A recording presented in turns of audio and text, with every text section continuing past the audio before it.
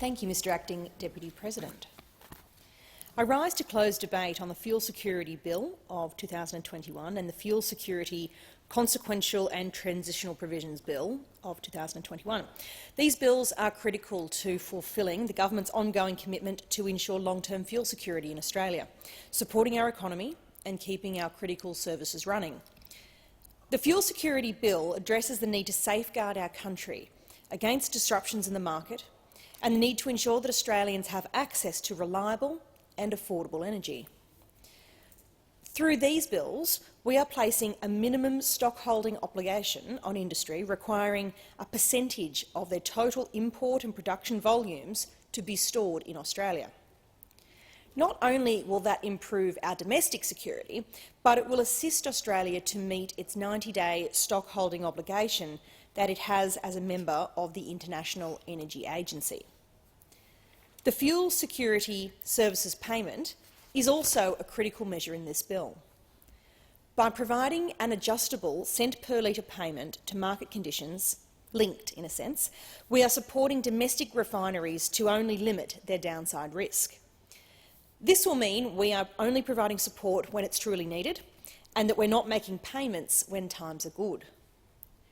We will also further protect our taxpayers by ensuring this payment is capped at 1.8 cents per litre and having a comprehensive compliance and monitoring framework in place.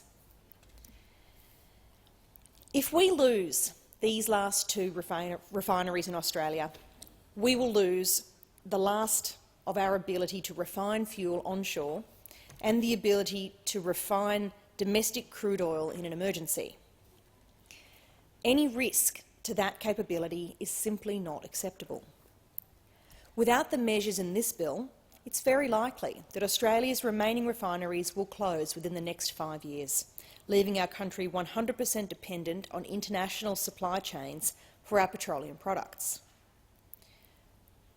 Through these bills, the government will also protect 1,250 workers employed across Ampol and Viva refineries. A further 1,750 construction jobs will be created for the major infrastructure upgrades that are needed, and another 1,000 jobs created to support the construction of new diesel storage. The government has already secured the agreement from the Ampol refinery in Brisbane and the Viva Energy refinery in Geelong to operate until at least, at a minimum, 30 June 2027 if this bill is successful, though of course our objective is much longer term. Similarly, the Fuel Security, Consequential and Transitional Provisions Bill ensures that the minimum stockholding obligation and the Fuel Security Services Payment will operate as intended.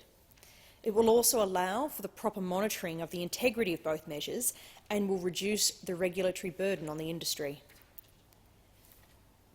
In closing, Australia is dependent on a strong and stable fuel market to thrive, and action to support the security of that fuel will be delivered through these bills.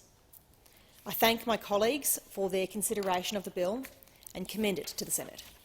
Thank you, Minister. The question is that the bills be now